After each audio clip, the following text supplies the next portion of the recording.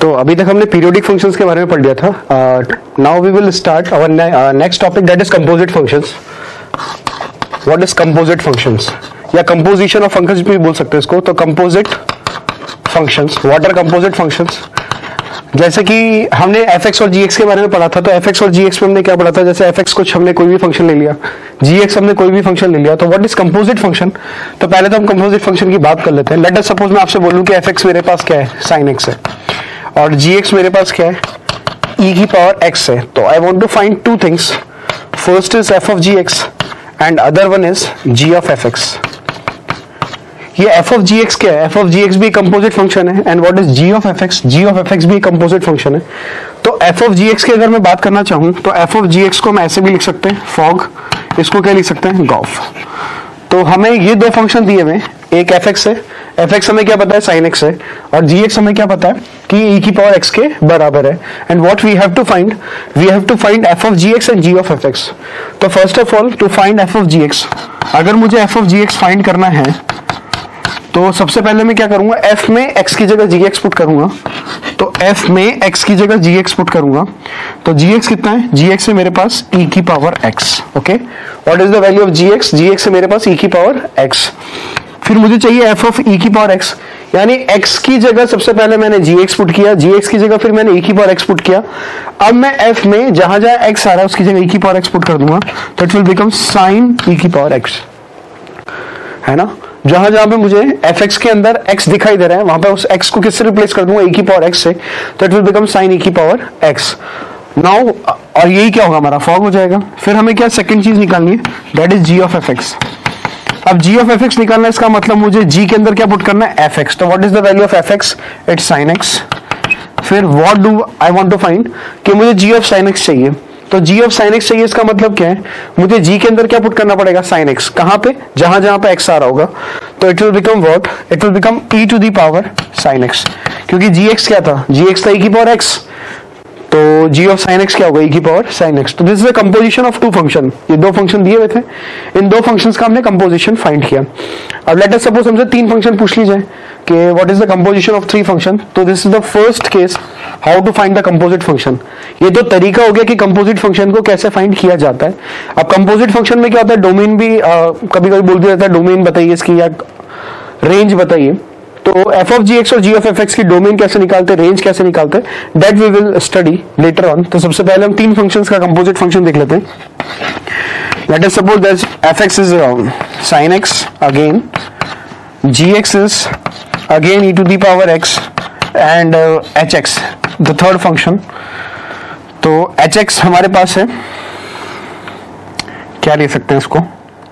log x ले लें या ln x ले लेते हैं. This is ln x. तो fx is equal to sin x, gx is equal to e की power x, and hx is equal to ln x. तो what we have to find? We have to find f of g of h of x. ये हमें find करना है, f of g of hx. तो सबसे पहले क्या करेंगे? f of g of hx. What is hx? hx है हमारे पास ln x. ठीक है, f of g of ln x. And what is g of ln x? g of ln x की बात करूंगा तो x की जगह जहां पे g में x की जगह हम क्या पुट कर देंगे? ln x. तो ये हो जाएगा e की power ln x. And what is e की power ln x? That you have studied in logarithm कि e की पावर ln x किसके बराबर होता है? x के बराबर होता है. तो this is fx. And what is fx? It is sin x. तो fx भी क्या आ गया? sin x आ गया. और f of g of hx भी क्या आ गया? sin x आ गया. Next we have to find g of h of f of x. This we have to find g of h of f of x. तो ठीक है, तो यहां पे हो जाएगा g of h of what is f of x? f of x हमें पता है किसके बराबर है? sin x के बराबर. तो we can write it like this, f of sin x. Sorry, what is fx?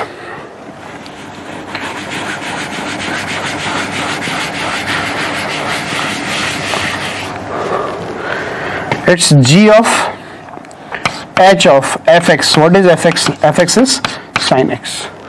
अब fx हमारा sin x हो गया, हमें चाहिए h of sin x. h of sin x का मतलब h में जहां जहां पे मुझे x दिखाई दे रहा है, what I will substitute there? sin x. तो it will become g of ln of H of sine x क्या होगा, एच ऑफ साइन एक्स क्या होगा, हमारे पास यहाँ पे एल एन के अंदर क्या आ जाएगा, साइन एक्स, तो ये जी ऑफ क्या आ गया, l n x, l N sine x आ गया। अब हमें क्या चाहिए, ये जी ऑफ एक्स मान लीजिए, ये एक्स लिखा हुआ है और जी ऑफ एक्स क्या था, e की पावर एक्स था, यानी जी में हमें एक्स की जगह क्या पुट करना है, एल एन साइन एक्स, तो that will be equal to e की पावर एक्स की जगह हम क्या पुट कर सकते हैं, we can substitute L N of sine x, ln of sin x, and what is e of ln of sin x, तो it will become sin x। तो ये हमें g of h of fx मिल गया, ठीक है, and that is equal to what, sin x। now what we have to do, कुछ example के through हम कंपोजिट फंक्शंस को समझेंगे। let us suppose we are having two function, first function is fx and other function is gx। ये तो हमारा function f हो गया, ठीक है, rub this,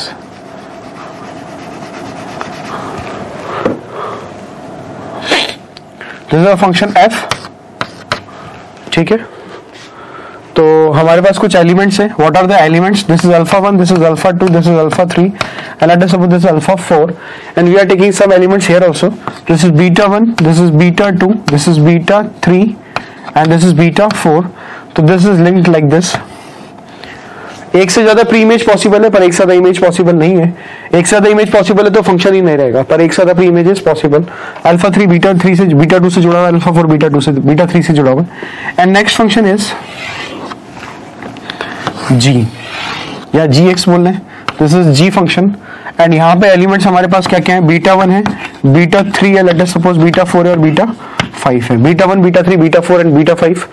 next is gamma 1, gamma 2, gamma 3, gamma 4 and gamma, next is gamma 5, beta 1 beta 3 beta 4 beta 5, ठीक है, gamma 1 gamma 2 gamma 3 gamma 4 and gamma 5।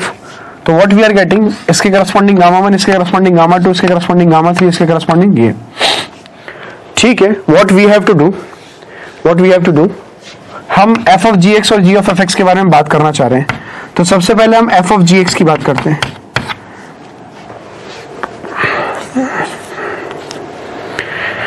तो f ऑफ gx की बात कर रहे हैं, तो हम यहाँ पे क्या कर रहे हैं, x की जगह कुछ पुट कर रहे हैं, x की जगह क्या पुट कर रहे हैं, लेट अस सपोज मैंने x की जगह बीटा 1 पुट किया, तो x की जगह अगर मैंने बीटा 1 पुट किया, क्योंकि g ऑफ x की बात कर रहा हूं, तो g तो कब डिफाइन है, हमने आपको बताया था कि अगर फंक्शन a से लेके b तक डिफाइन है तो जो a वाला सेट होता है वो तो आपका डोमेन होता है, और डोमेन का हर एक एलिमेंट आपका यूनिक एलिमेंट से जुड़ा हुआ होना चाहिए, that we have studied in the definition of the function, what is the function, है ना, फंक्शन क्या होता है उस बारे में हम पढ़ चुके हैं कि each and every element of set A is related to unique element of set B, ये सारी बातें पढ़ चुके हैं, यानी ए सेट के अंदर there should not be element present जिसकी कोई इमेज ही ना हो, ठीक है।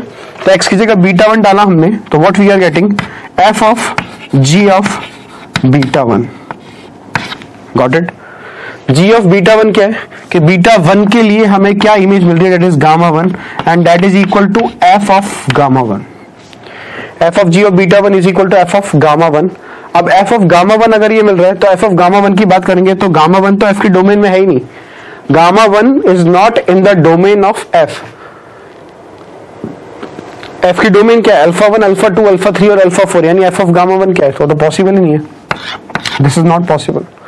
Now what we will find, let us suppose मैंने एक फंक्शन लिया g ऑफ fx, अगर मैं g ऑफ fx की बात कर रहा हूं तो यहां पे मैं क्या कर रहा हूं, x की जगह late us suppose alpha 1 put किया, x की जगह मैं अल्फा 1 पुट करूंगा तो what I will be getting, x की जगह अल्फा 1 पुट करने से मुझे मिलेगा g of f of alpha 1 and g of f of alpha 1 हमारे पास कितना आ जाएगा, that will be equal to g of what is f of alpha 1, alpha 1 के करस्पॉन्डिंग हमें वैल्यू क्या मिल रहा है, beta 1, and what is g of beta 1, g of beta 1 हमें दिखाई देगा क्या, gamma 1, g of beta 1 is gamma 1, ठीक है। अब x की जगह हम क्या पुट कर रहे हैं, लेट अस सपोज हमने इसी वाले में x की जगह पुट किया व्हाट, अल्फा 2, समझ में आ रही है बात? एफ ऑफ जी एक्स की बात करेंगे, एफ ऑफ जी एक्स में बात करेंगे तो मैंने जी की वैल्यूज पुट की, तो मैंने जी में जी एक्स किसके लिए डिफाइन था, what is the domain of ji x, the domain of ji x is what, beta 1 beta 2 beta 3 and beta 4. I have substituted beta 1 and I am getting the value of F in terms of alpha, sorry gamma. तो F of ji x तो कभी यहां से possible हो ही नहीं पाएगा. Let us suppose कोई स्टूडेंट क्या करता, बीटा 3 पुट करता, तो ये हो जाता F of ji of beta 3 and G of beta 3 is gamma 2. It will become F of gamma 2. Again function is not defined, F is not defined for gamma 2, तो again F of ji x की वैल्यू नहीं मिल पाती. Beta 4 के corresponding you will be getting what, gamma 3. Beta 5 के corresponding you will be getting gamma 4. Hence in all the cases f of gx is not defined. Hence completely in this case f of gx is not defined. f of gx यहां से बनेगा ही नहीं. तो हम g of fx की बात कर रहे हैं, तो हमें क्या करना है, सपोज करो हमें g of fx का रेंज निकालना और डोमेन निकालना है कि रेंज क्या आएगा और डोमेन क्या आएगा.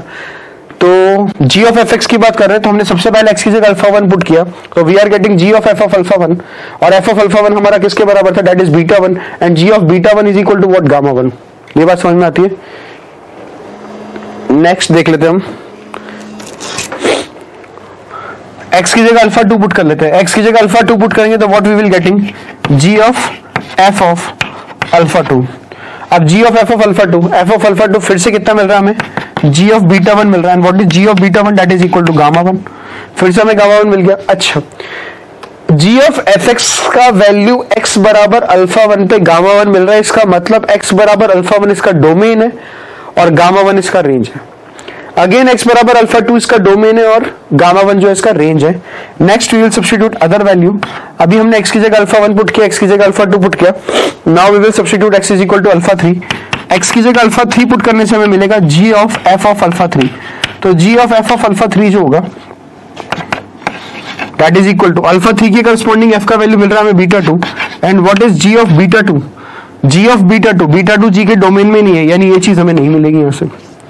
इसका मतलब x बराबर क्या, अल्फा 3 हमारा डोमेन में ही नहीं है ना, क्योंकि रेंज क्या होती है, रेंज तो हमें किसी पर्टिकुलर वैल्यू के लिए मिलती है, डोमेन की वैल्यूज के लिए तो हमें रेंज मिलता है. अगर हमारे पास y का कोई वैल्यू निकल के आया तो पक्की बात है, अगर हमने y बराबर fx लिख रखा है, if we have written y बराबर fx, तो इट इज डैम श्योर कि x की कोई ना कोई वैल्यू ऐसी एग्जिस्ट करेगी जिसके लिए हमें y का वो वैल्यू मिल रहा होगा. यानी रेंज के किसी भी एलिमेंट में अगर मैं आपसे कहूं कि मुझे y का वैल्यू मिल रहा है, मान लीजिए y का वैल्यू 2 मिल रहा है, तो इट इज डेफिनेटली श्योर कि x का कोई ना कोई वैल्यू फंक्शन में ऐसा एग्जिस्ट करेगा, डोमेन में एग्जिस्ट करेगा, जिसके लिए रेंज का वैल्यू, y का वैल्यू कितना मिल जाएगा, 2 या 3 जो भी हम अज्यूम करेंगे. फिर next is x is equal to क्या हो गया, अल्फा 4 हो गया. बस ये 4 ही एलिमेंट है f के डोमेन में, यहां पे x पुट कर रहा हूं, तो x बराबर अल्फा 4 की बात करूंगा, तो x बराबर अल्फा 4 की बात करूंगा तो g ऑफ क्या मिल जाएगा, g ऑफ अल्फा 4 मिल जाएगा, g of f of alpha 4. और what is f of alpha 4, alpha 4 पे वैल्यू मिल रही है हमें बीटा 3, यानी हो जाएगा g of beta 3. And what is g of beta 3, g of beta 3 की बात करूंगा तो मुझे मिल जाएगा गामा 2. तो this will become what, gamma 2. तो सबसे पहली बात तो ये, क्या ये डोमेन के अंदर आ रहा था अल्फा 1, यस आ रहा था. अल्फा 2 आ रहा था कि yes it is coming in the domain. Alpha 3 is not coming and alpha 4 is also coming. तो अगर मुझसे पूछा जाए कि g ऑफ fx का डोमेन क्या होगा और g और fx का रेंज क्या होगा, है ना, if I have been asked कि g ऑफ fx की अगर मैं बात करूं, है ना, इसकी दो चीजों की बात की जाए, इसके डोमेन की बात की जाए और इसके रेंज की बात की जाए, तो डोमेन क्या होगा और रेंज क्या होगा g ऑफ fx के बारे में हम लोगों को ये बताना है. तो अगर मैं g ऑफ fx के डोमेन की बात करूं, if I want to find the domain of g of fx sorry, तो डोमेन क्या आ रहा है, तो g ऑफ fx का डोमेन आप देख सकते हैं कि g ऑफ fx का डोमेन इस वाले फंक्शन के लिए सॉरी अल्फा 1 अल्फा 2 और अल्फा 4 आ रहा है.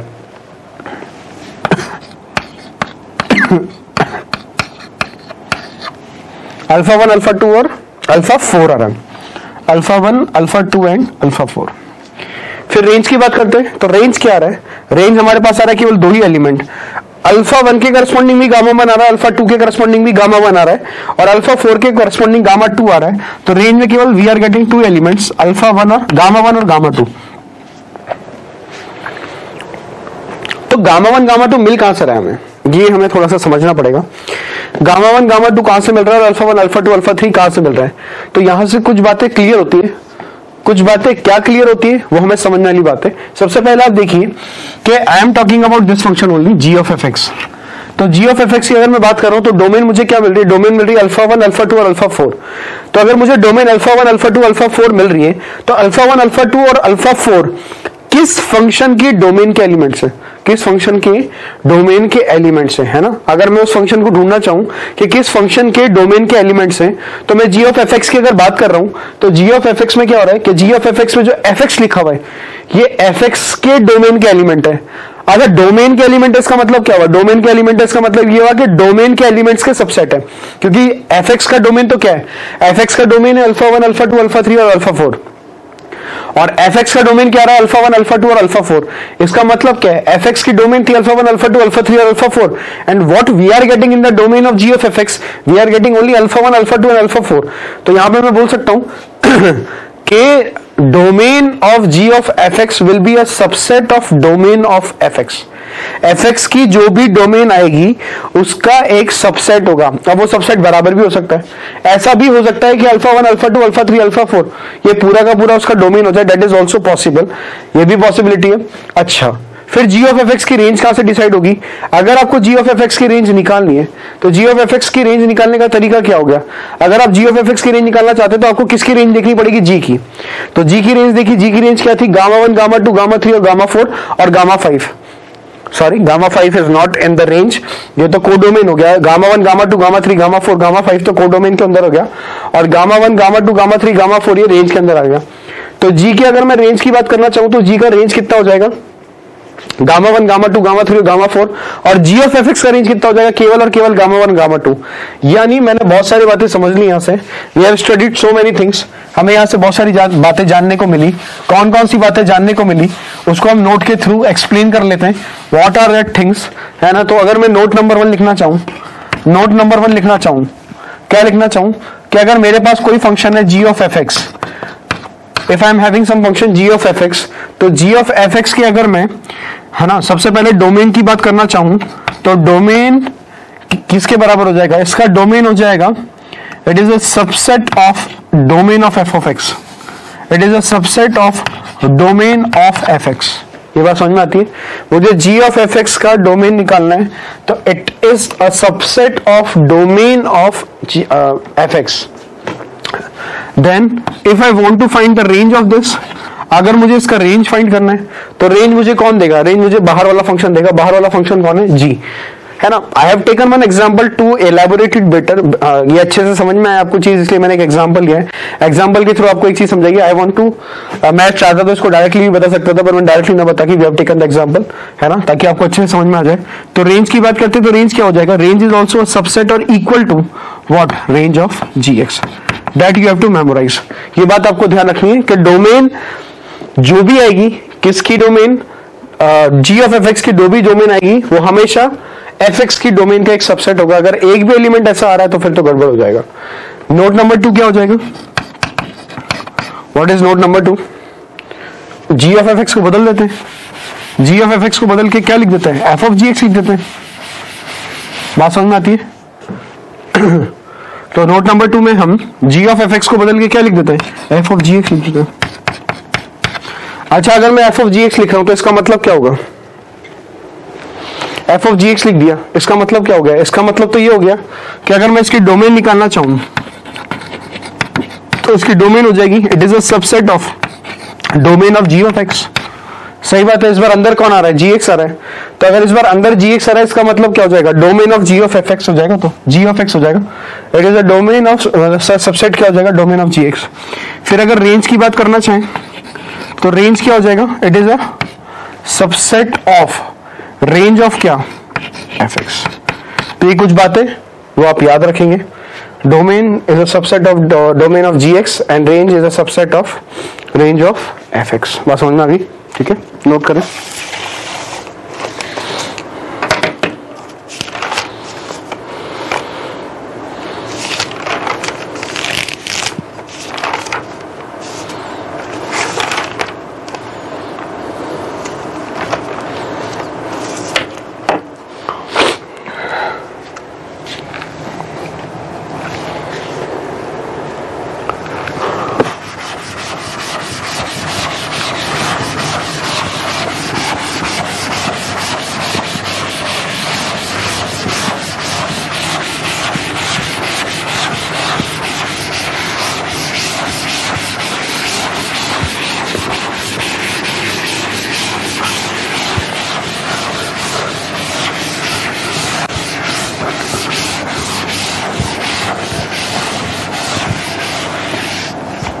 write down next topic, that is identical functions.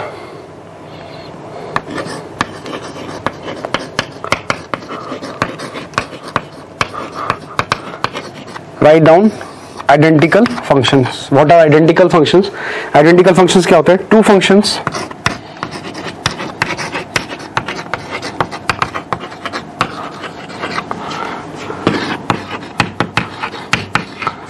Two functions are said to be identical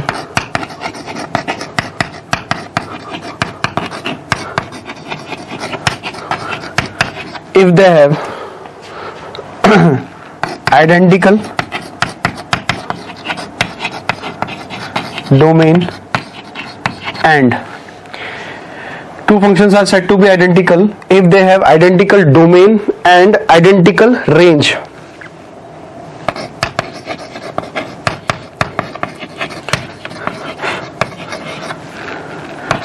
And also for each x in domain,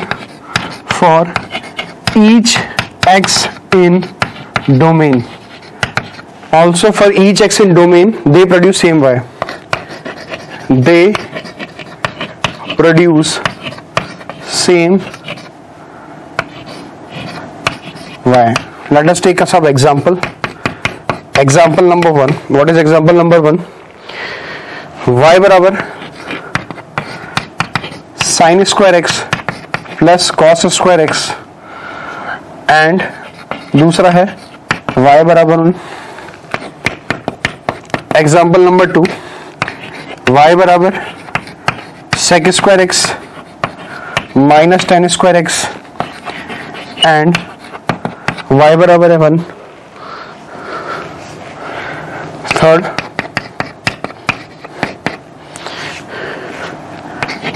y बराबर sin inverse x plus cos inverse x, and y बराबर pi by 2. Example number 4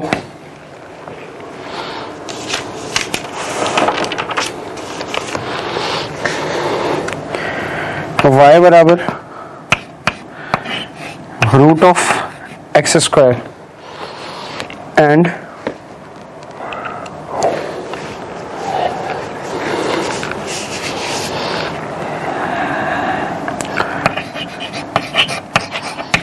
y बराबर x. Example number 5 3 की power log x to the base 3 and ln e की power x. फिर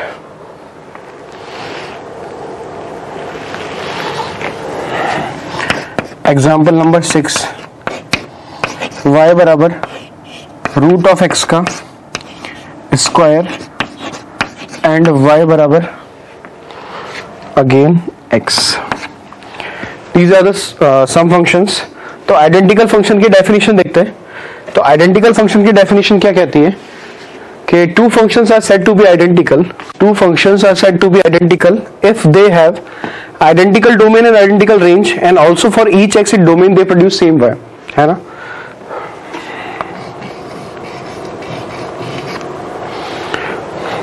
Two functions are said to be identical if they have say identical domain and identical range, and also for each x in domain they produce same y.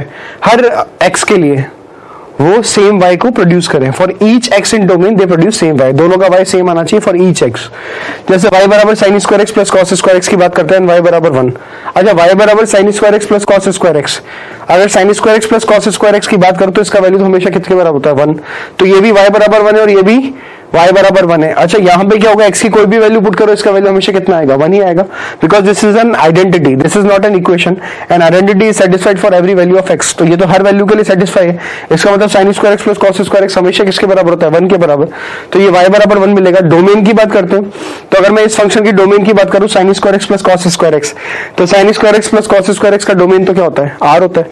अच्छा इसका domain r होता है, और y बराबर 1 तो क्या है, y बराबर 1 का डोमेन भी क्या होता है, r. क्योंकि y बराबर 1 क्या होता है कि स्ट्रेट लाइन होती है that is parallel to x axis. y बराबर 1 straight line which is parallel to x axis. तो अगर मैं इन दोनों फंक्शंस की बात करना चाहूं तो ये दोनों के दोनों फंक्शंस कैसे हो जाएंगे, आइडेंटिकल हो जाएंगे। रीजन क्या है, रीजन मैं बता देता हूं। इसका डोमेन भी क्या है आर, इसका रेंज भी क्या है, रेंज में तो केवल एक ही एलिमेंट आ रहा है डेट इज इक्वल टू 1। इसका डोमेन भी क्या है आर है और रेंज में तो केवल एक ही एलिमेंट आ रहा है कितना 1।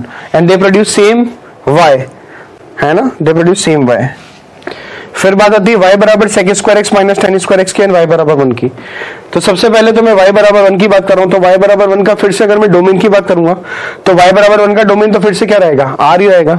पर y बराबर sec square x minus tan square x की बात करूंगा, y बराबर sec square x minus tan square x की बात करेंगे तो क्या होगा। अब sec square x minus tan square x का वैल्यू क्या होता है 1 के बराबर होता है, पर हमेशा थोड़ी ना होता है। आपने क्लास 10 में पढ़ा होगा कि sec square x minus tan square x क्या होता है 1 के बराबर होता है, बट वहां में तो आपको बताया नहीं गया कि sec square x minus tan square is not always 1, ये हमेशा 1 के बराबर नहीं होता है। अगर मैं x को 90 का मल्टीपल ले लूंगा, यानी अगर मैं इसके डोमेन की बात करना चाहूं तो 90 के मल्टीपल के लिए डिफाइन ही नहीं होगा। तो अगर मैं इसके डोमेन की बात करूं तो डोमेन क्या हो जाएगी r minus 2n plus 1 pi by 2 और इसकी डोमेन क्या है r। तो ऑब्वियस सी बात है ये फंक्शंस कैसे फंक्शन हो गए, these are non identical function. आपको समझ में आ गया होगा। तो डोमेन ही अगर सेम नहीं तो फिर रेंज की बात तो करेंगे क्यों। तो आपकी तो आइडेंटिकल डोमेन आनी चाहिए और आइडेंटिकल रेंज आनी चाहिए, तभी अपन बात कर सकते हैं। तो y बराबर sec square x minus tan square x और y बराबर 1 के बारे में बात कर रहे हैं, तो इसका डोमेन तो हो जाएगा r minus 2n plus 1 pi by 2 और इसका डोमेन हो जाएगा r, यानी दोनों के डोमेन डिफरेंट है। तो ये बात ध्यान रखें कि sec square x minus tan square x का वैल्यू 1 उसी कंडीशन में होता है जब डोमेन क्या होता है r minus 2n plus 1 pi by 2, यानी 2n प्लस 1 पाई बाई 2 के मल्टीपल के एंगल्स नहीं होने चाहिए, इसका मतलब 90 के मल्टीपल्स के एंगल नहीं होने चाहिए। बात आती है y बराबर sine inverse x plus cos inverse x की और y बराबर पाई बाई 2 की। अब sine inverse x plus cos inverse x की बात करेंगे तो sine inverse x plus cos inverse x का वैल्यू कितना होता है पाई बाई 2। आपने पढ़ रखा होगा इनवर्स ट्रिग्नोमेट्रिक फंक्शन में आता है, वैसे ये नहीं पढ़ रखा हो तो फर्दर पढ़ेंगे कि sine inverse x plus cos inverse x का वैल्यू किसके बराबर होता है पाई बाई 2 के बराबर होता है। तो sine inverse x plus cos inverse x का वैल्यू पाई बाई 2 होता है और यहाँ पे y का वैल्यू भी कितना मिल रहा है हमें पाई बाई 2। दैट मीन्स के sine inverse x plus cos inverse x का डोमेन की बात करें तो sine inverse x plus cos inverse x का डोमेन जो होता है वो -1 से 1 होता है और y बराबर पाई बाई 2 की बात करूं तो इसका डोमेन किसके बराबर होता है r के बराबर होता है। इसका मतलब दोनों का डोमेन सेम नहीं है, तो दोनों का डोमेन सेम नहीं है, आइडेंटिकल डोमेन नहीं है। इसका मतलब ये फंक्शंस की अगर मैं बात करना चाहूं तो ये फंक्शंस कैसे हो जाएंगे नॉन आइडेंटिकल। तो तीसरा वाला एग्जांपल भी हमारा नॉन आइडेंटिकल हो गया। If you talk about fourth example, what is fourth example, fourth example is y बराबर under root of x square and y बराबर x। तो y बराबर x की बात करें तो डोमेन तो क्या होगी इसकी r होगी और रेंज भी क्या होगी r, because it is a straight line which is passing through origin. और वो लाइन जो है वो लाइन क्या है, लाइन तो हमें स्ट्रेट लाइन है तो मतलब इनफाइनाइट तक जारी होगी, इनफाइनाइट तक जारी होगी, इसका मतलब इसका डोमेन भी क्या है r, रेंज भी क्या है r। पर अगर मैं y बराबर under root of x square की बात करूं तो y बराबर under root of x square की बात करूं तो मैं इसको ऐसे भी लिख सकता हूं, it can be written as like mod x।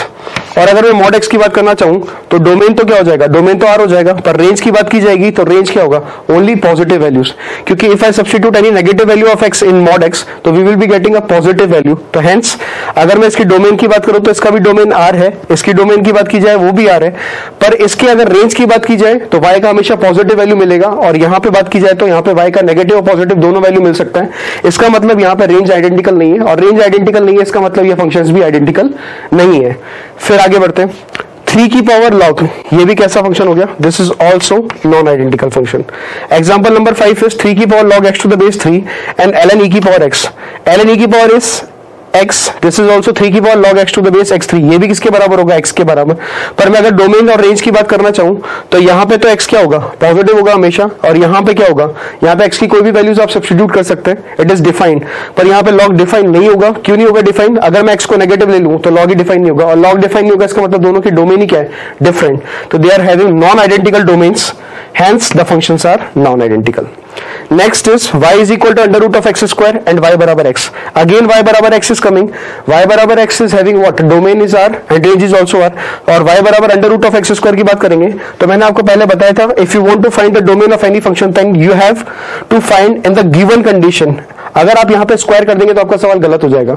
तो गिवन कंडीशन में आप डोमेन निकालेंगे और गिवन कंडीशन के हिसाब से अगर इसके डोमेन की बात की जाए तो इसका डोमेन क्या आएगा, अंडर रूट के अंदर आ रहा है और अंडर रूट के अंदर एक्स आ रहा है, तो it is from 0 to infinity. तो 0 से इन्फिनिटी जा रहा होगा तो इसका डोमेन क्या है, 0 से इन्फिनिटी, और इसके डोमेन की बात की जाएगी तो इसका डोमेन क्या है, R. Again these functions are non identical. तो these are some example of identical functions and non identical function, you should copy it. तो these are some example of identical and non identical functions, ठीक है, आप लोग note कीजिए। we will see some more example। जैसे कि मैं बात करूं दो फंक्शंस मैंने ले लिए, सपोज करो sin square x and cos square x. एक हमारा हो गया sin स्क्वायर एक्स और एक हो गया हमारे पास cos स्क्वायर एक्स। अगर sin स्क्वायर एक्स और cos स्क्वायर एक्स की बात अगर हम करना चाहें तो हमने पूछा कि आइडेंटिकल फंक्शन है या नहीं है। आर दे आइडेंटिकल फंक्शन, सोचने की जरूरत नहीं, आइडेंटिकल है ही नहीं, क्योंकि दोनों अलग अलग फंक्शन है तो आइडेंटिकल कैसे हो सकते हैं, इट्स अ जोक, है ना। तो these are not identical function. तो sine square x cos square x identical कैसे हो सकते हैं, ठीक है। We will see some more example, note them down, पहले ये सब लिख लीजिए।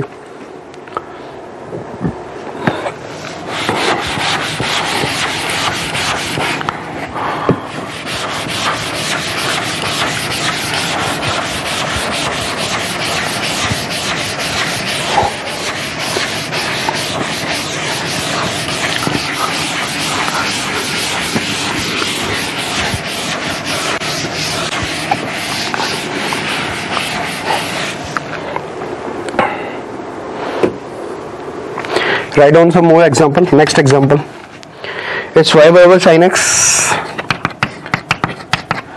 and y बराबर 1 अपॉन cosec x। एक बात हमेशा ध्यान रखिए कि जब भी आप डोमेन निकाल रहे होंगे तो domain should be evaluated by without manipulating and without simplifying.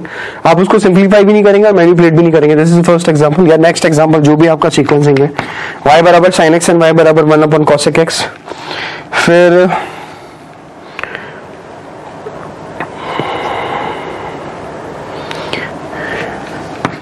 y बराबर cosec x एंड y बराबर sin x, sorry it's 1 upon sin x, it's 1 upon sin x। Next example, y बराबर रूट के अंदर x minus 1 upon root के अंदर x minus 2 and y बराबर whole root of x minus 1 upon x minus 2। Next example,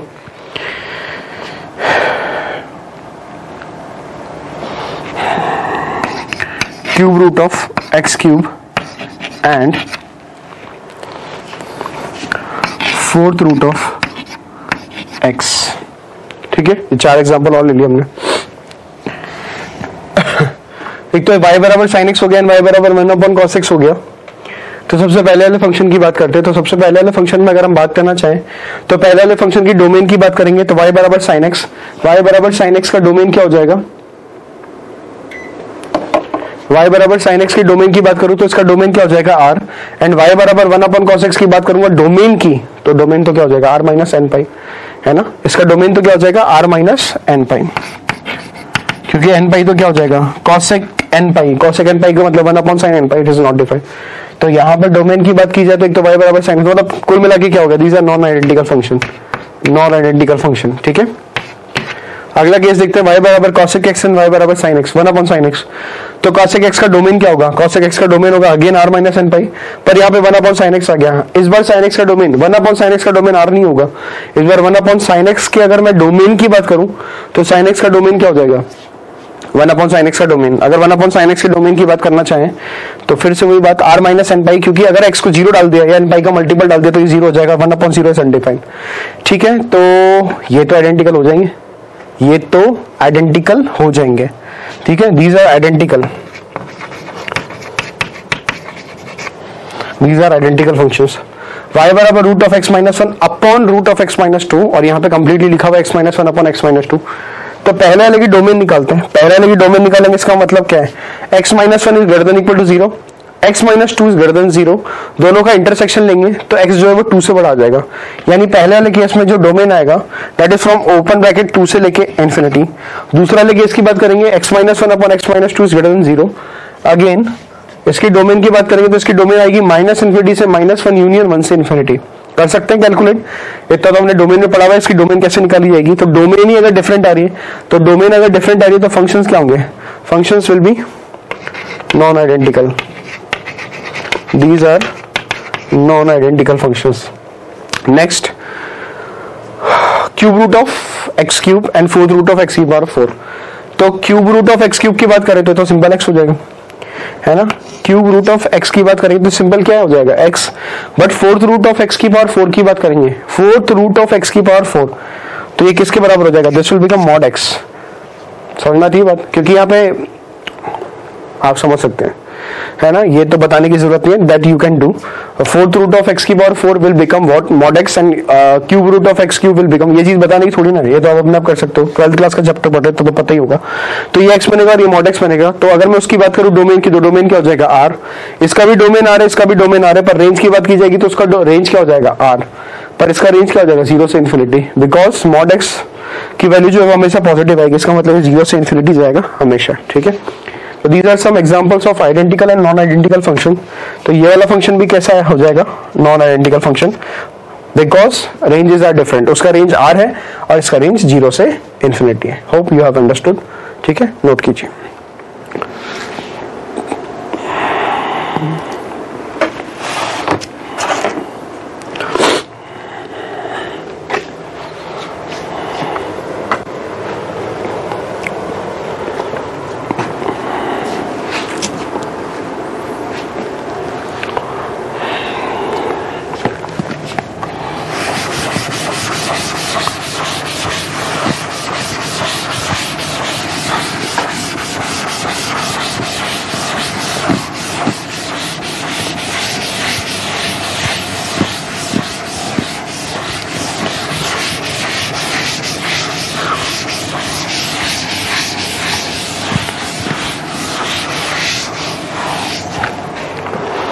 Next is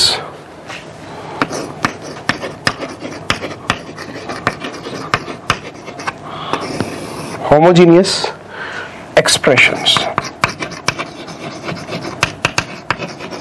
Homogeneous expression. Next topic is homogeneous expression. तो what are homogeneous expression ये पढ़ लेते हैं. पहले definition लिखेंगे. Definition क्या है, f of x comma y is called homogeneous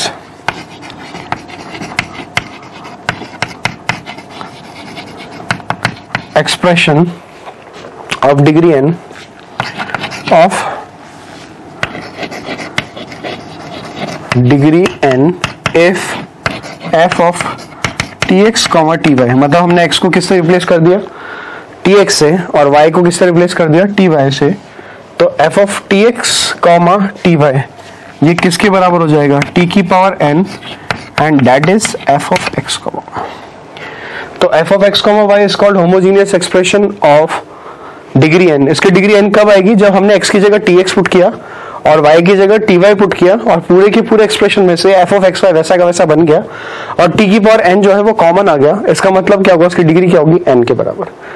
ठीक है. तो एग्जाम्पल के तौर पे कुछ एग्जाम्पल देख लेते हैं. First of all, write some example.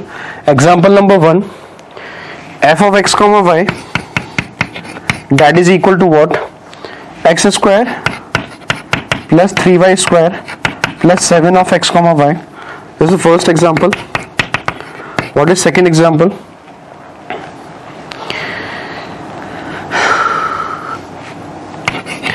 f of x comma y that is equal to क्या, x plus 2y upon 2x plus y. Next example is example number 3. f of x comma y that is equal to x square plus y square plus 7. Example number 4. f of x comma y is equal to sine के अंदर कितना हो गया x plus y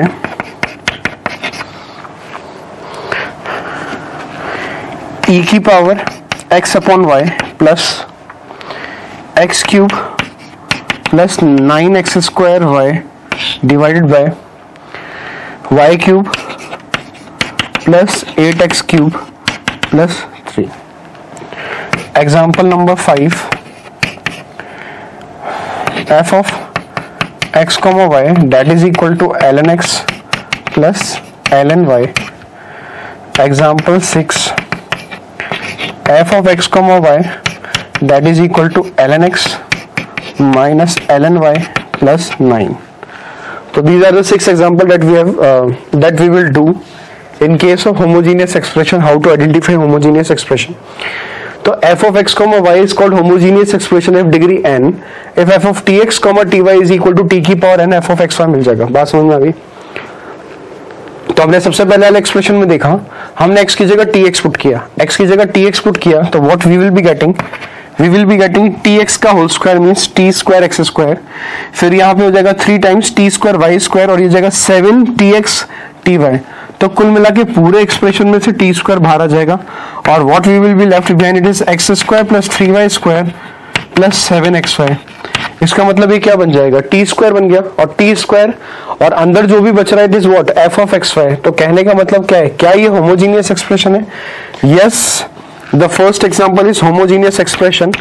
और homogeneous expression है, कितनी degree है उसकी? 2 डिग्री है, क्योंकि टी का स्क्वायर बाहर आ रहा है. तो it is a homogeneous equation of degree 2. Example number 2 की बात करते हैं तो F of x comma y बराबर क्या हो गया, x plus 2y. This is 2, से कोई फर्क नहीं पड़ता. खैर f of x comma y बराबर हो गया x plus 2y upon 2x plus y. तो यहाँ पे x की जगह हम tx पुट करेंगे और y की जगह ty पुट करेंगे. तो अगर x की जगह tx पुट किया और y की जगह ty पुट किया तो ये बन जाएगा dx, ये हो जाएगा 2ty. तो दोनों में से क्या कॉमन आ जाएगा, t कॉमन आ जाएगा. सिमिलरली नीचे से भी t कॉमन आ जाएगा, तो t से t cancel and we are getting the same function. तो क्या ये होमोजीनियस एक्सप्रेशन रहेगा? Yes, it is a homogeneous expression और डिग्री क्या होगी, 0. Homogeneous expression with degree 2. बात समझ में, डिग्री 0. बात समझ में आ गई? ये दूसरा एग्जांपल हो गया. तीसरा एग्जांपल की बात करते हैं, f of x comma y. तो F of x comma y फिर से हमने एक्स की जगह tx पुट किया और y की जगह ty. तो ये tx का स्क्वायर हो गया, ty का स्क्वायर हो गया, दोनों में से t स्क्वायर कॉमन आ गया. पर पूरे एक्सप्रेशन में से अगर मैंने t स्क्वायर कॉमन निकाला तो प्रॉब्लम हो जाएगी. यहाँ पे 7 के डिनोमिनेटर में t स्क्वायर आ जाएगा और 7 के डिनोमिनेटर में अगर t स्क्वायर आ गया इसका मतलब ये तो होमोजीनियस रहा ही नहीं. फिर it will not become homogeneous expression. Homogeneous expression हो ही नहीं सकता है. ठीक है, तो this is not homogeneous expression. ये होमोजीनियस एक्सप्रेशन हो ही नहीं सकता. एग्जांपल नंबर 4 देखते हैं. F of x comma y that is equal to sine of x plus y. X की जगह टी एक्स पुट करूंगा, वाई की जगह टी वाई पुट करूंगा, तो t x plus T Y. पर ये तो साइन का एंगल है और साइन के एंगल में से टी थोड़ी ना बाहर आ सकता है. तो again this is not a homogeneous expression. ये भी होमोजीनियस एक्सप्रेशन नहीं है. एग्जाम्पल नंबर 4 की बात करते हैं. ई की power x by y plus x cube plus 9x square y upon y cube plus 8x cube plus 3.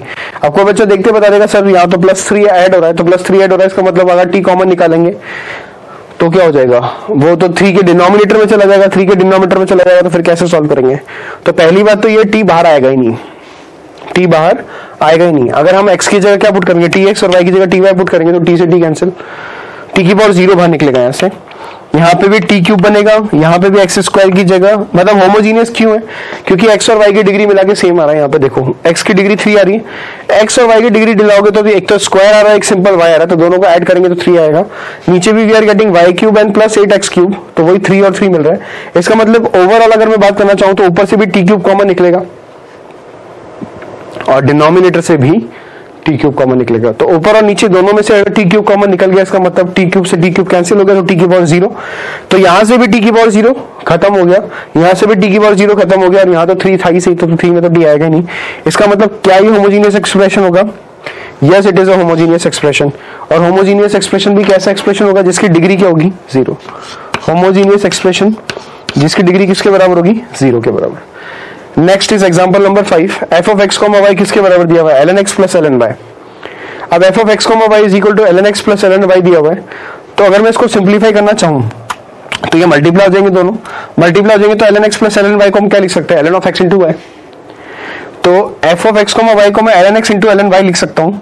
तो x और y की जगह मैंने फिर से tx पुट किया और y की जगह फिर से क्या पुट किया, ty. तो x की जगह tx पुट किया और y की जगह ty पुट किया तो टी का स्क्वायर बन जाएगा पर पूरे एक्सप्रेशन में से बाहर नहीं आएगा. जिसका मतलब ये होमोजीनियस एक्सप्रेशन नहीं है. एग्जांपल नंबर 6 की बात करते हैं. तो अगर मैं f of x comma y को सिंप्लीफाई करूं तो ये मुझे मिल जाएगा ln के अंदर कितना, x अपॉन वाई प्लस 9. तो एफ ऑफ एक्स को वाई किसके बराबर आ जाएगा, ln of x upon y plus 9 के बराबर। तो यहाँ पे x की जगह क्या पुट कर दूंगा, tx, और अगेन y की जगह क्या पुट कर दूंगा, ty। तो t से t तो कैंसिल हो गया, तो क्या ये होमोजीनियस एक्सप्रेशन है, तो yes it is a homogeneous expression. अच्छा इसकी डिग्री क्या हो जाएगी, होमोजीनियस एक्सप्रेशन जिसकी डिग्री किसके बराबर हो जाएगी, 0 के बराबर। ठीक है, तो these are some example of homogeneous expression. ठीक है, होमोजीनियस के कुछ एग्जांपल्स हमने देखे, नोट कर लीजिए।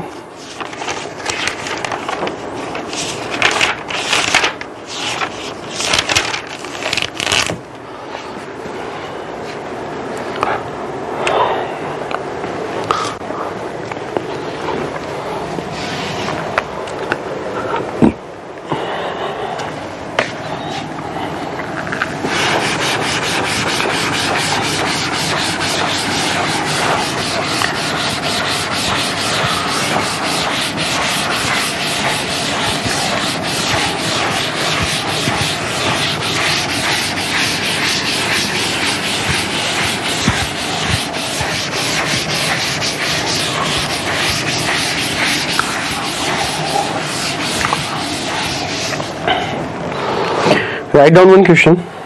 What is the question? Question is, if fx is equals to, it is piecewise defined function x square minus 1 and 4 minus x square, यहाँ पे x क्या है, नेगेटिव है, and here x is greater than equal to 0 and gx हमें क्या दिया हुआ है, gx is also a piecewise defined function x plus 1 and 2 minus x, x plus 1 and 2 minus x, यहाँ पे x कैसा है, again negative, and here also x greater than equal to 0। हमें fx पता है, हमें gx पता है, तो gx क्या है, x plus 1 और क्या है, 2 minus x। तो हमें क्या निकालना है, find, we have to find g of fx, then find g of fx। fx दिया हुआ है हमें, fx इतना है x स्क्वायर माइनस 1 और x नेगेटिव है, gx हमें पता है x प्लस 1 x नेगेटिव है, 2 minus x x greater than equal to 0 है। अच्छा हमें क्या निकालना है, g ऑफ fx। तो ठीक है, सोल्यूशन लिखते हैं। तो हमें निकालना है g ऑफ fx। तो g ऑफ fx की बात करें तो g ऑफ fx का मतलब हमने x की जगह fx पुट कर दिया, तो ये हमें क्या दिखाई देगा, this is fx plus 1। g of fx का मतलब हमने x की जगह fx पुट किया है, तो ये fx प्लस 1 हो जाएगा, और साथ के साथ क्या हो जाएगा, fx नेगेटिव हो जाएगा, और नीचे पुट करेंगे तो it will become 2 minus fx, और अगर वो 2 माइनस fx हो गया तो उसमें क्या हो जाएगा कि fx जो है वो ग्रेटर देन इक्वल टू 0 हो जाएगा। अभी हमने क्या किया, we have used some simple step. What are the simple steps, हमने यहाँ पे gx में x की जगह पे fx पुट किया है, तो fx प्लस 1 हो गया, fx less than 0 and 2 minus fx greater than 0। तो सबसे पहला काम क्या करेंगे, हम केस नंबर 1 बनाएंगे। हम सबसे पहले ये पता लगाएंगे fx कब नेगेटिव है, तो fx इज लेस देन 0 सबसे पहले ये पता करेंगे। तो fx कहाँ पे नेगेटिव होगा ये पता करना है, तो fx क्या है, एक्स स्क्वायर माइनस 1। तो सबसे पहली बात तो ये कि x square minus 1 less than 0 होना चाहिए। सबसे पहले हम ये पता लगा रहे हैं कि fx कहाँ पे नेगेटिव है, तो fx कहाँ पे नेगेटिव है, तो fx सबसे पहले मैंने क्या ले लिया, एक्स स्क्वायर माइनस 1 ले लिया, तो एक्स स्क्वायर माइनस 1 को क्या कर दिया, लेस देन 0 कर दिया, एंड साथ के साथ x भी क्या होना चाहिए, less than 0, and x is less than 0। तो यहां से हमें मिल जाएगा क्या कि x belongs to open bracket -1 से 1। कैसे सॉल्व करेंगे, ये x plus 1 x minus 1 factor कर लिए तो -1 से 1 आ जाएगा, एंड साथ के साथ क्या है, x लेस देन 0। तो ये दोनों कंडीशन एक साथ सेटिस्फाई होना चाहिए, तो इन दोनों का इंटरसेक्शन आप लोगे तो -1 से 1 है, और ये क्या है, 0 से छोटा, तो x बिलोंग्स टू क्या हो जाएगा, x बिलोंग्स टू आ जाएगा -1 से 0। इन दोनों केसेस का हमने क्या कर दिया, इंटरसेक्शन। ठीक है, ये तो हमने पहला फंक्शन ले लिया। अब हम क्या करते हैं, दूसरा फंक्शन लेते हैं। अभी भी केस हमारा वही चल रहा है कि fx नेगेटिव कब होगा, है ना। सबसे पहले तो हम ये पता लगा रहे हैं वो इंटरवल जिसमें fx नेगेटिव है। तो अगर वो इंटरवल हमें पता लग जाए जिसके अंदर fx नेगेटिव है, ठीक है, वापस हम रिवाइज करते हैं व्हाट वी हैव डन। हमें fx पता था, हमें gx पता था, fx पीसवाइज डिफाइंड फंक्शन है, gx भी पीसवाइज डिफाइंड फंक्शन है। जी ऑफ एफ एक्स निकालना है, तो जी ऑफ एक्स निकालने के लिए हमने क्या किया, जहां जहां पे एक्स दिखाई दे रहा था उसकी जगह एफ एक्स पुट कर दिया। फिर हमने ये पता लगाना चाहा कि एफ एक्स नेगेटिव कहां पे होगा, तो एफ एक्स के तो दो डेफिनेशन आ रहे हैं, तो एफ एक्स के दो डेफिनेशन आ रहे हैं, तो सबसे पहले ये वाला डेफिनेशन यूज किया और इसको नेगेटिव किया। पर अगर ये डेफिनेशन यूज कर रहे हैं तो इसकी कंडीशन क्या थी कि एक्स नेगेटिव होना चाहिए, तो साथ में एक्स नेगेटिव भी ले लिया। दोनों कंडीशन को सेटिस्फाई कराते वक्त हमारे पास आया एक्स बिलोंग्स टू -1 से 0। अब हम दूसरा फंक्शन यूज करेंगे जहां पे एफ एक्स क्या हो जाएगा, नेगेटिव। तो एफ एक्स क्या है, 4 - x², तो 4 - x² नेगेटिव हो गया एंड हमें यहां से क्या मिल जाएगा, x is greater than equal to 0। 4 इसको माइनस से मल्टीप्लाई कर दिया तो x² - 4 इज ग्रेटर देन 0, तो ये हो जाएगा x बिलोंग्स टू -∞ से -2 यूनियन 2 से लेके इन्फिनिटी एंड साथ के साथ ये क्या कह रहा है कि x 0 से बड़ा होना चाहिए, x greater than equal to 0। तो इन दोनों का अगर मैं इंटरसेक्शन करना चाहूं, तो इन दोनों केसेस का अगर मैं इंटरसेक्शन करना चाहूंगा तो मुझे मिलेगा x बिलोंग्स टू क्या, 2 से लेके इन्फिनिटी, है ना, x बिलोंग्स टू मिलेगा 2 से लेके इन्फिनिटी। तो ये तो हमारा क्या हो गया, दिस इज हमारा सोल्यूशन 1 एंड दिस इज हमारा सोल्यूशन 2। तो हमें क्या करना पड़ेगा, सोल्यूशन 1 और सोल्यूशन 2 को कंबाइन करना पड़ेगा।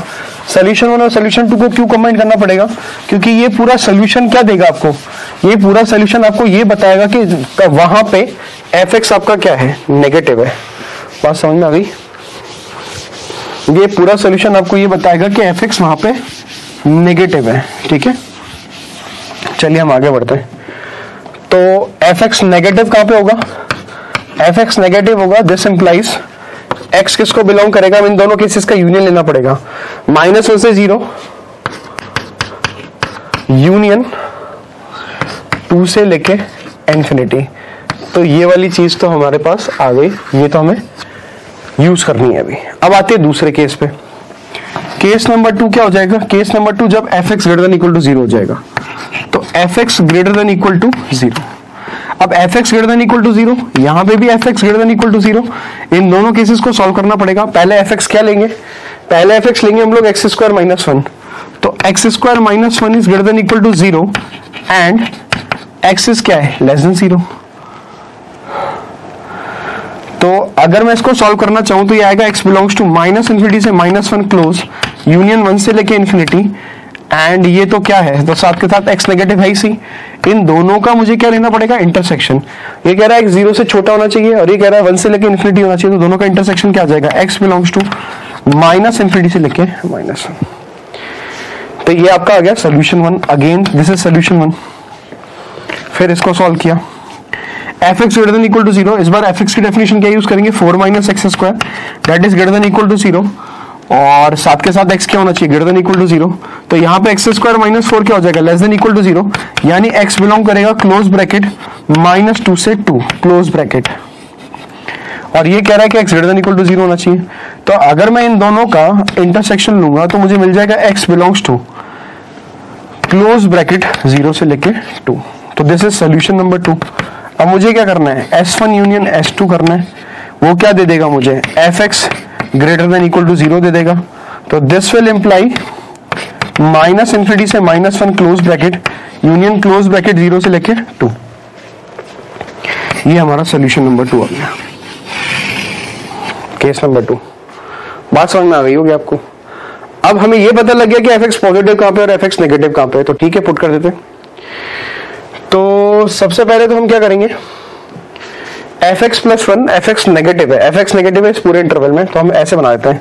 तो अगर हम जी ऑफ एफ एक्स की बात करना चाहें तो जी ऑफ एफ एक्स क्या आ रहा था हमारे पास, ये आ रहा था F x plus 1, F x plus 1 और एक आ रहा था 2 - एफ एक्स। तो f x plus 1, F x negative कब था, तो एफ एक्स नेगेटिव कब था, जब एक्स बिलोंग करेगा, ये रहा -1 से 0 यूनियन 2 से लेके इन्फिनिटी, और f x greater than equal to 0 कब आ रहा था, जब एक्स बिलोंग करता है -∞ से -1 यूनियन 0 से लेके 2 तक। ठीक है, अब इसके दो पार्ट कर दिए हमने। दो पार्ट कैसे कर दिए, इस पूरे को ब्रेक कर दिया। ब्रेक कैसे कर दिया, अब आप देखिएगा, यहां से इसको हटा देते हैं, यहां से इसको 4 पार्ट में ब्रेक कर दिया। 4 पार्ट में कैसे ब्रेक कर दिया, देखिए।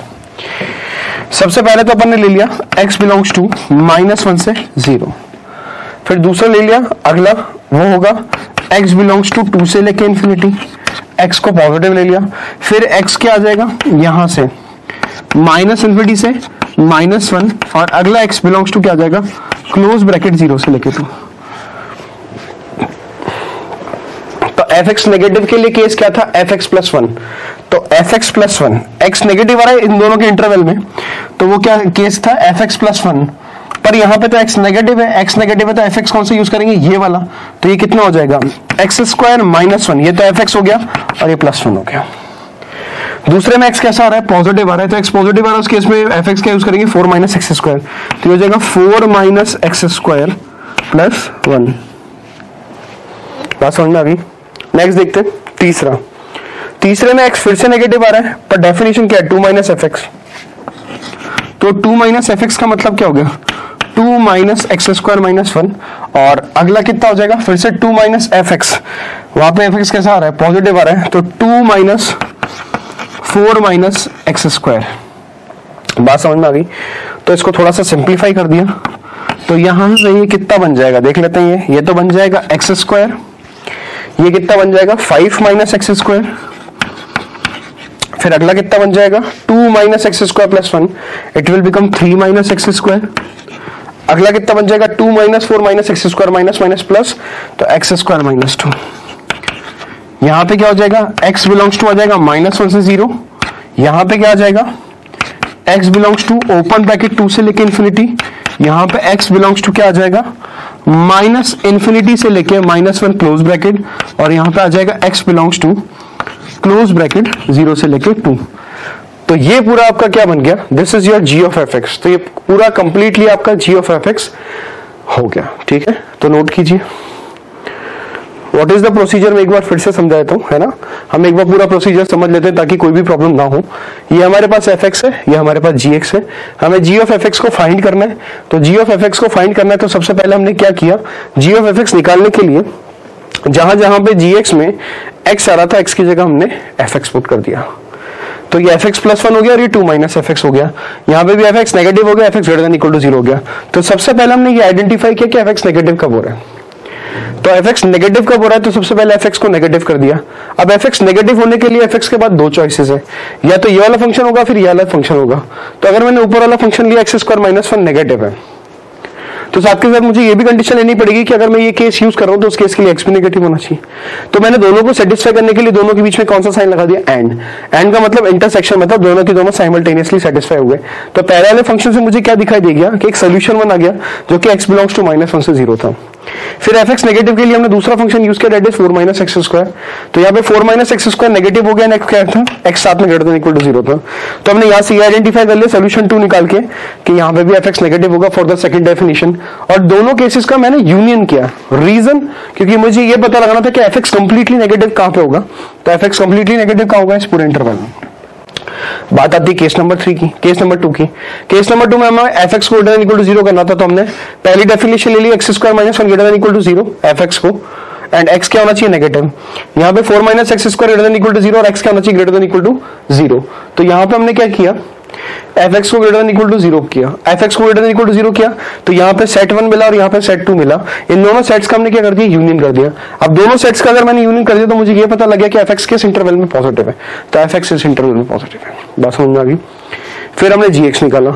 gx क्या था, हमने इस इंटरवल को ब्रेक कर दिया। ये पूरी वैल्यू नेगेटिव है x की, ये पूरी x की वैल्यू पॉजिटिव है, ये फिर से x की सारी वैल्यू नेगेटिव है, ये सारी x की वैल्यू पॉजिटिव है। तो हमने चारों वैल्यूज को ब्रेक कर दिया। अब चारों वैल्यूज को ब्रेक कर दिया तो x बिलोंग्स टू -1 से 0। यहाँ पे था fx+1, तो fx+1 था, तो fx की कौन सी डेफिनेशन यूज करी जहां पे x नेगेटिव है, दैट इज x² -1। तो इस तरह से हमने सारी डेफिनेशंस को यूज करके फाइनली g ऑफ fx को फाइंड कर लिया। ठीक है, तो x², 5 - x², 3 - x² and x² -2। ठीक है, नोट इट डाउन।